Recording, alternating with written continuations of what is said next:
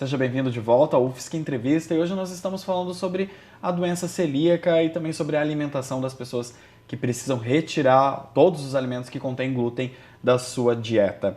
Estamos recebendo a pesquisadora Amanda Bagolin do Nascimento, que é pesquisadora do Núcleo de Pesquisa de Nutrição em Produção de Refeições da UFSC, que tem como linha de pesquisa o comportamento alimentar.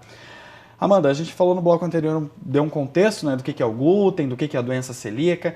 E agora eu gostaria de começar falando com você sobre a sua pesquisa, né, com os celíacos. O que te chamou a atenção para começar a desenvolver esse tipo de pesquisa com relação à dieta dessas pessoas? Bom, a motivação para a pesquisa, essa pesquisa, antes de tudo, ela tem orientação da professora Evanilda Teixeira e com orientação da professora Giovana Fiates, e o estímulo para realizá-la foi em função de nós identificarmos que esse era um nicho que não estava recebendo atenção. Os celíacos, eles não existiam muitos estudos na área com relação ao que pensam os celíacos, como é importante uma alimentação, visto que é uma patologia em que o único tratamento para ela é a alimentação, salvo casos muito escassos, a alimentação é o tratamento para o celíaco. Só que não existe um investimento com relação aos produtos sem glúten, com relação à sua alimentação. Então, nós identificamos aí um nicho que faltava ser pesquisado. Uhum. E como foi feita essa sua pesquisa? Do que você partiu? Quais foram como foi o processo? Bom, a pesquisa, nós avaliamos durante todo o período, nós começamos do início, avaliando os produtos que tem disponíveis no mercado. Então, nós coletamos todos os produtos sem glúten disponíveis para comercialização em Florianópolis.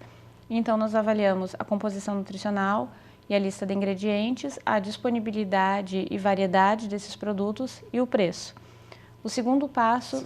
Vocês foram de mercado em mercado pesquisando isso aqui em Florianópolis. Vocês conseguiram pegar uma de todos os mercados ou foi... Não, nós pesquisamos em 8 estabelecimentos comerciais que são os indicados pela CELBRA, que é a Associação de Celíacos do Brasil, no estado de Santa Catarina, como os pontos de venda de produtos sem glúten em Florianópolis.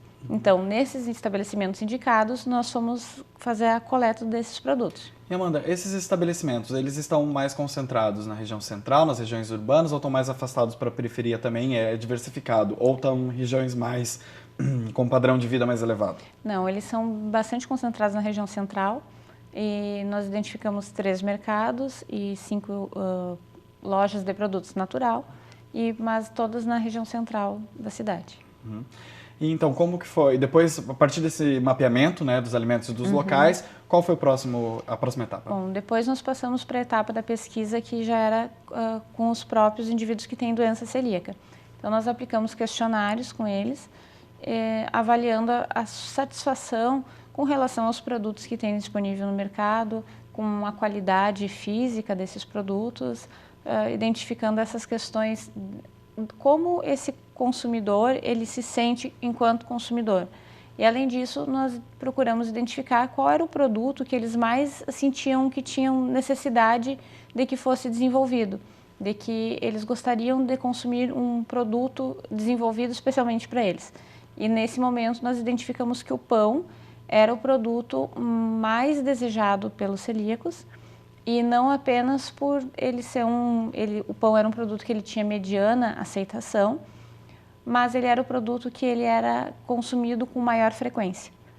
E aí você desenvolveu como um produto, dos resultados da sua pesquisa é o desenvolvimento de uma receita de pão para celíacos. O que traz, o que tem nessa receita?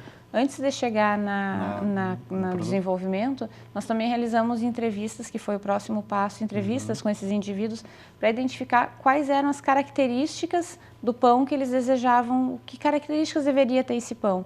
Então, nós fizemos essa etapa e daí nós identificamos que o pão que os celíacos mais desejavam era um pão tipo francês, e a partir daí nós desenvolvemos o pão.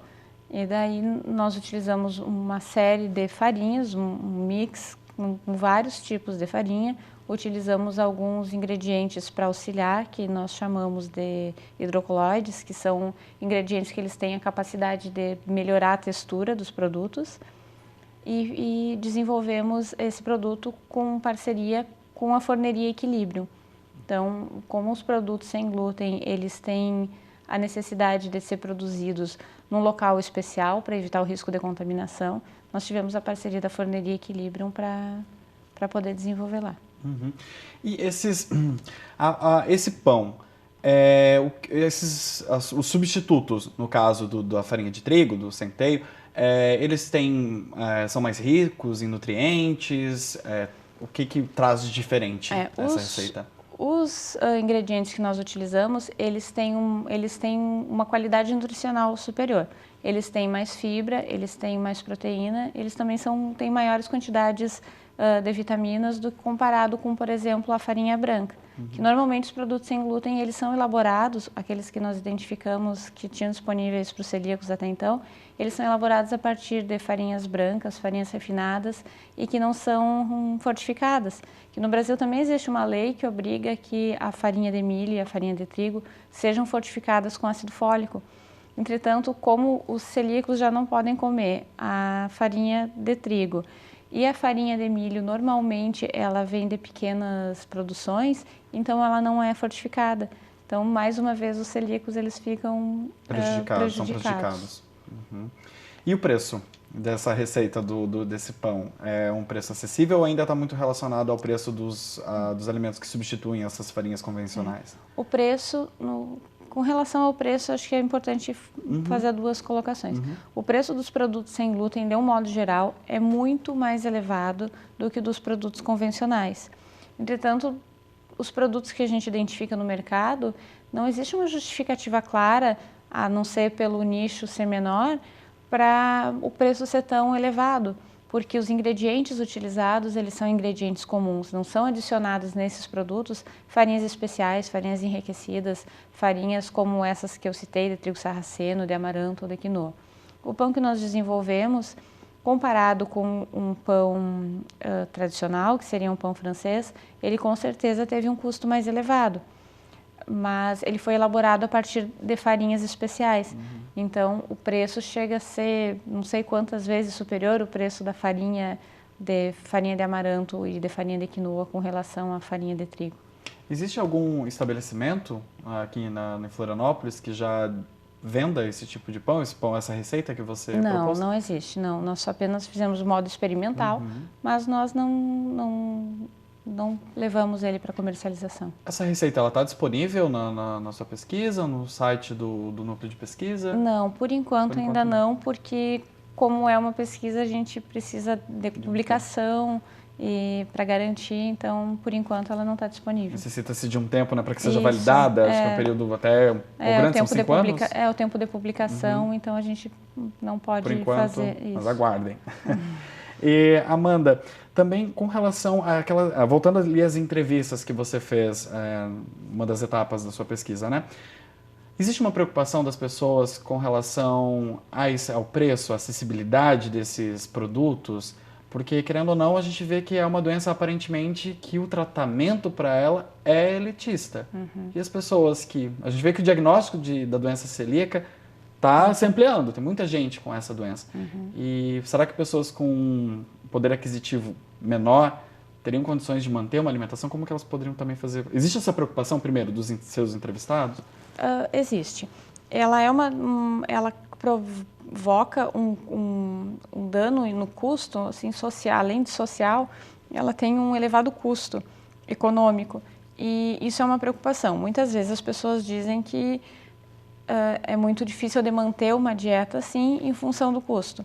Mas, além disso, existe uma preocupação das pessoas que, por exemplo, das pessoas que eu entrevistei com relação àquelas de menor poder aquisitivo, porque é muito complicado para manter. E com relação a questões legislativas ou de iniciativas, estratégias, não, por enquanto no Brasil nós não temos nada. Existem comentários que seria interessante, por exemplo, reduzir os impostos sobre esses produtos.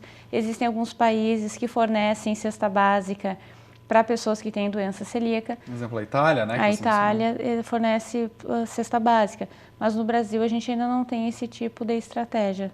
Até porque é uma doença um pouco recente, ainda precisa de mais pesquisas, ser desenvolvidos mais estudos nessa área, né? Amanda, a gente vai fazer mais uma pausa no Fisca Entrevista.